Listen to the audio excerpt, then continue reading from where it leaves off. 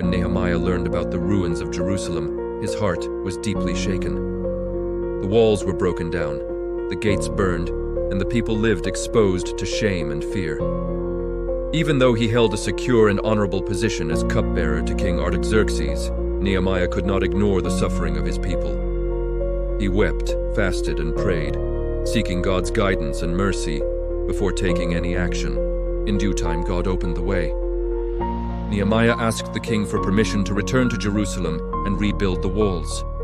Unexpectedly, the king granted his request and provided letters of protection and resources for the journey. Nehemiah understood that his mission was not merely political or architectural, it was spiritual. God was restoring more than stones. He was restoring the identity and dignity of a broken people. Upon arriving in Jerusalem, Nehemiah acted wisely.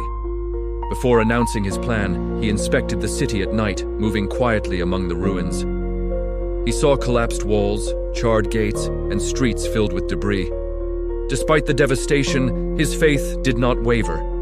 He believed that the same God who opened the king's heart would strengthen the people's hands. When Nehemiah finally spoke to the leaders and the people, his words carried vision and purpose.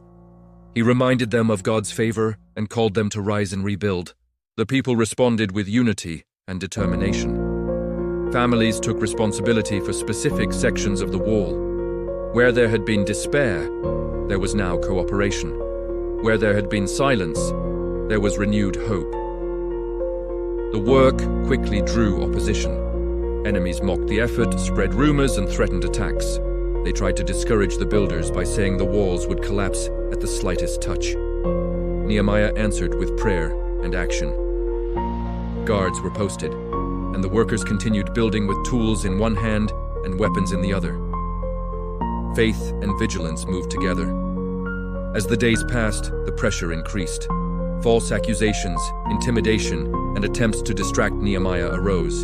He was invited to meetings meant to harm him, but he refused to abandon the work. He remained focused, knowing that fear would only delay God's purpose. His leadership inspired perseverance and courage among the people. In just 52 days, the walls were completed. What had seemed impossible became reality. The enemies lost confidence, and the people recognized that the work had been accomplished with God's help. The rebuilt walls stood as a visible testimony of divine faithfulness. After the construction, Nehemiah led the people into spiritual renewal. God's law was read, hearts were humbled, and repentance followed. Joy returned to Jerusalem. The city was not only fortified, but spiritually restored. Worship, gratitude, and renewed commitment marked a new chapter in the nation's history. Nehemiah's story teaches that true restoration begins in prayer and obedience. Opposition does not mean abandonment, it often confirms calling. God equips those who move forward in faith, even when surrounded by challenges and resistance. Just as in Nehemiah's time, God continues to call people to rebuild what has been broken. Sometimes it is cities, sometimes families, hearts, or dreams. Every faithful step, every act of obedience becomes a seed of restoration. Hope truly has the final word when God leads the work. He reveals himself in great victories and in daily perseverance. Nehemiah's story endures because it reflects an eternal truth. When God begins a work, he remains faithful to complete it. If you enjoyed this story, follow and leave a like for more content.